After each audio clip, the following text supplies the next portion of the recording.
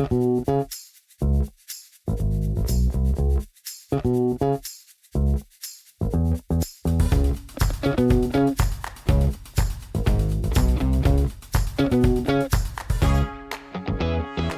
guys, welcome back to my channel, Cook, Plate, Repeat, and today we are making some beautiful, succulent, tasty, juicy, crispy baked chicken.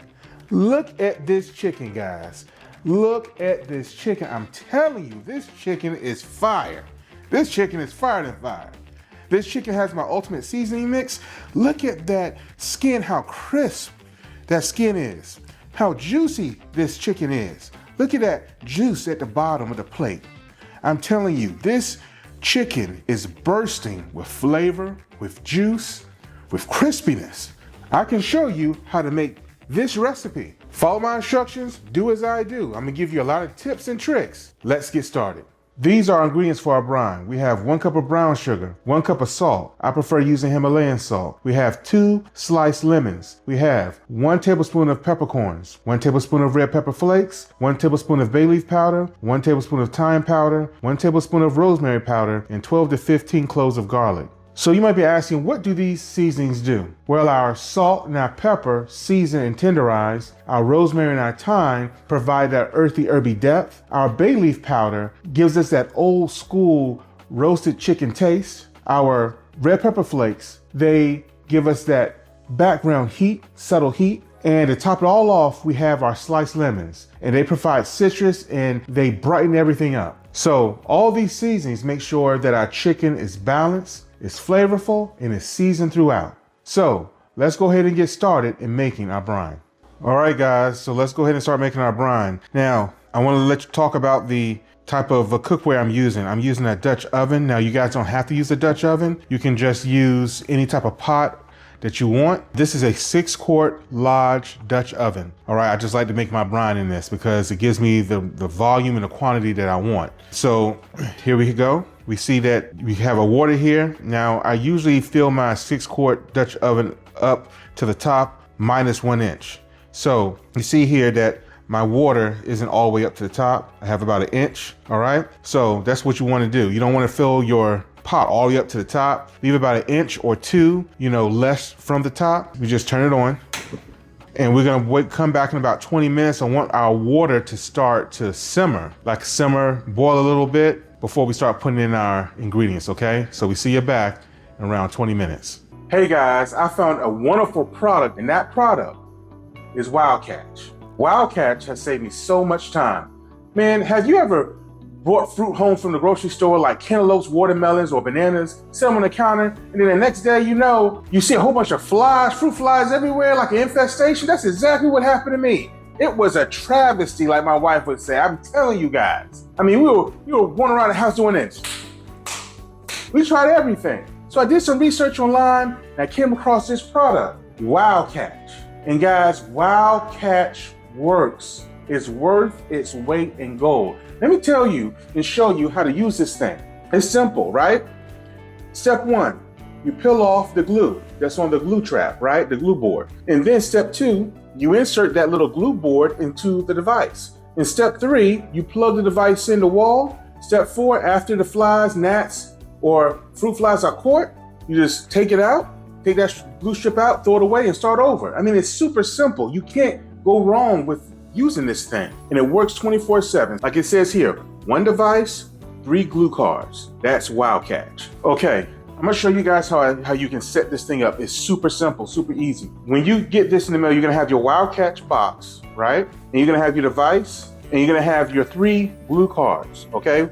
So you just take it out the box. Now here's your device. Look at that, nice and sleek, right?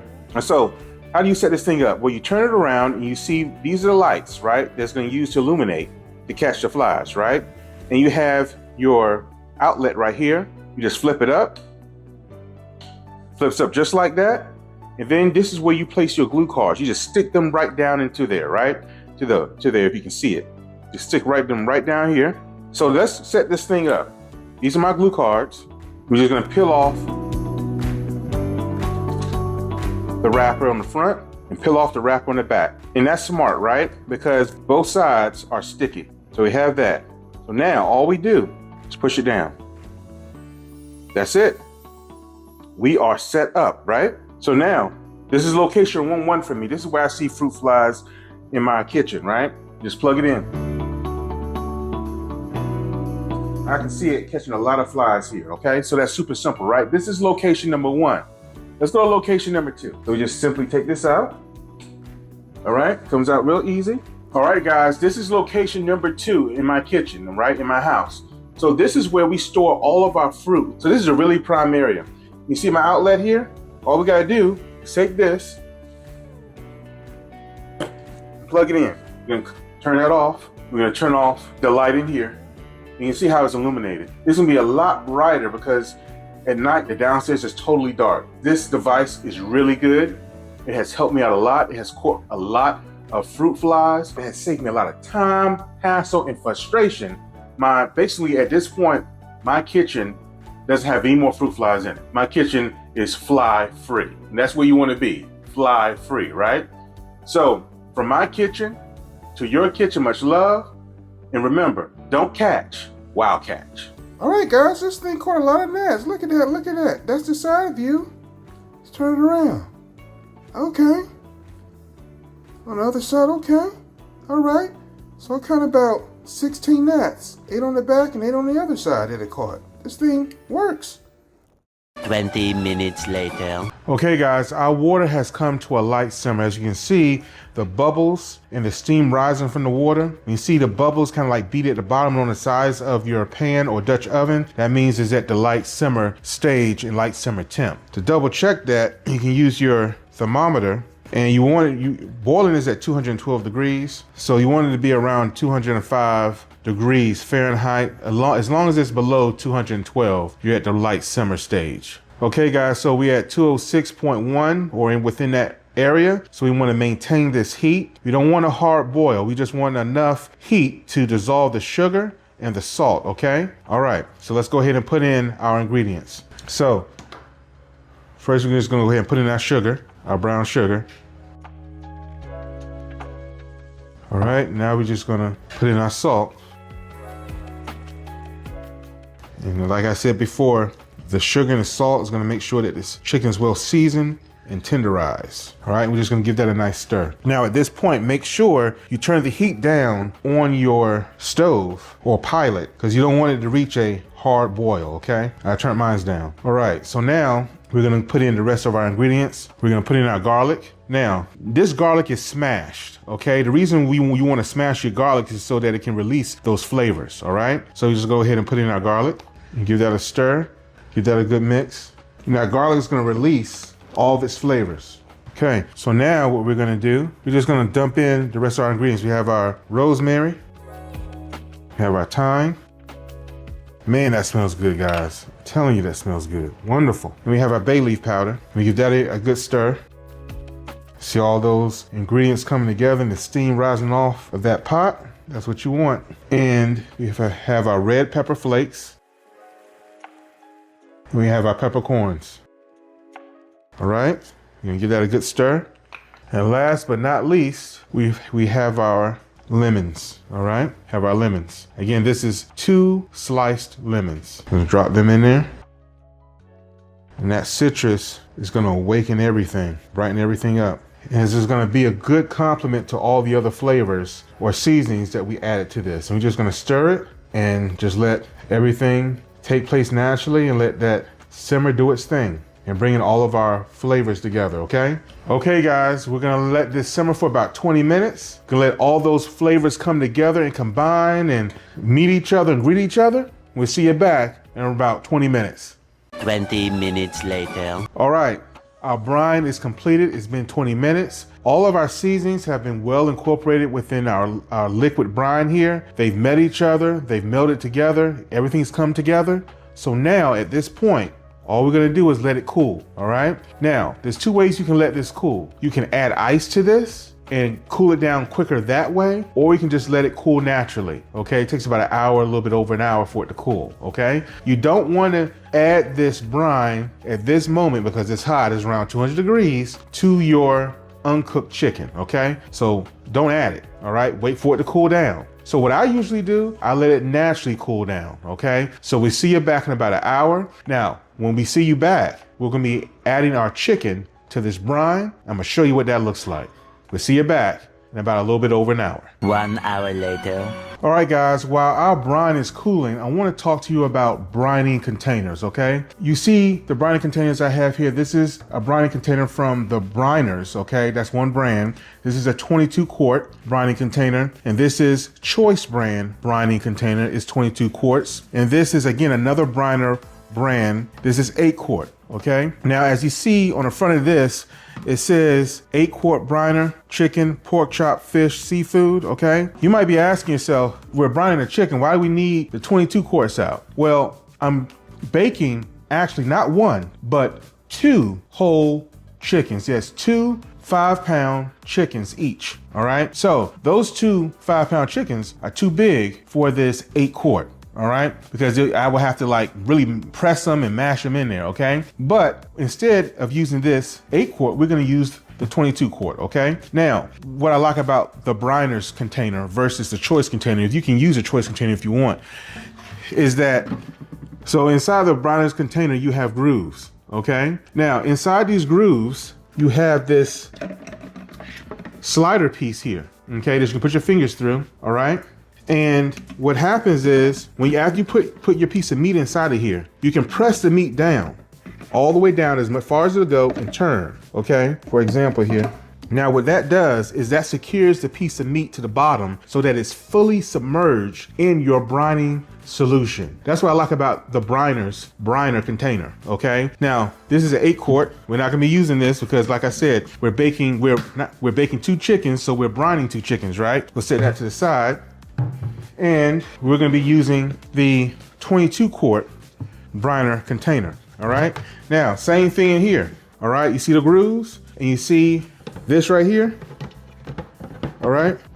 It goes all the way down in that 22 quart, right? And so let's say you're having a big turkey or let's say 4 chickens, right? Because on the front of this, it says chickens up to 4 whole birds, right? You probably can fit about 6, right? Turkeys up to 25 pounds, and then it talks about fish, pork, and more, right? So, because like I said, we're brining 2 5-pound chickens, which is 10 pounds of chicken, we're gonna use this big briner. But like I said, you can press that down, press those chickens all the way down in that solution, submerge them, and then just turn, okay? After you turn, they're secure, and they are fully immersed in your brine, okay? And I'm gonna show you what that looks like. Now, what I like to do is I like to use this 5-pound bucket liner. Okay, this is the brand I use. You can find this on Amazon. You can find the briner containers on Amazon or Weberant store, okay? All right, guys, so it's either Weberant store or Websterant store, one of them, okay? You can Google it and find out, all right? But going back to this 5-gallon liner, here's one I already have, right, open, that I'm gonna use. Take this out. And this just makes it easier for cleanup, right? You just set this down in here.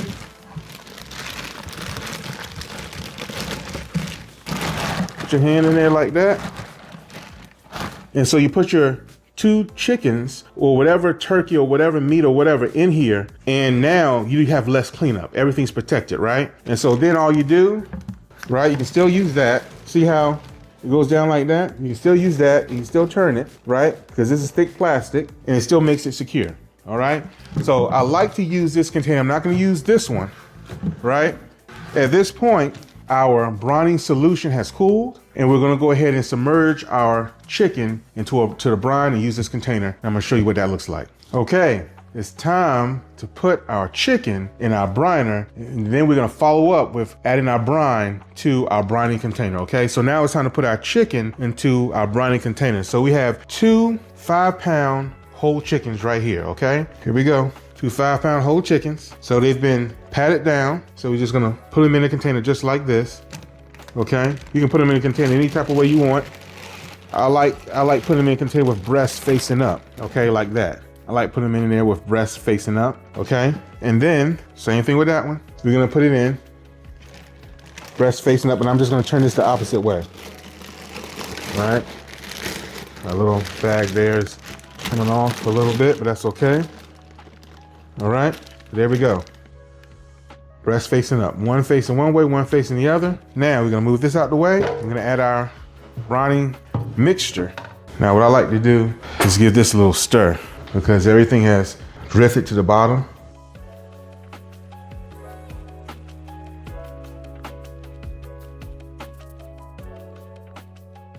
All right, now we just pour it in.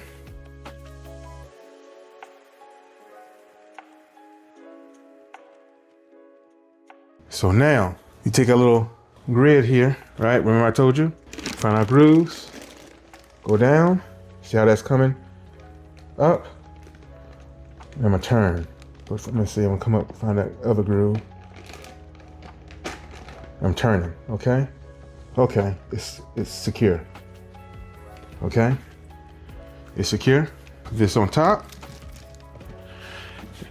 All right, guys. Now the brining process can continue to go forward. All right, so we have our chicken in our brine. So let's recap. What did we do? We made our brine, right? We used different seasonings and herbs and spices. After that, we let our brine cool, okay, for about an hour, hour and a half or so, or you can add, ice to it and cool it down faster that way, okay? Then we got our briner container. We put our 5-gallon bag liner in it for easy cleanup. We added our chicken, okay? And then after that, we added our brine solution and we used a grid to lock it down to submerge it into our brining solution. And we put the lid on top. Now all we gotta do is sit this in the refrigerator. I would say for at least 24 hours, okay? But we're gonna go about 2 days, 48 hours, okay? We'll see you back in 48 hours.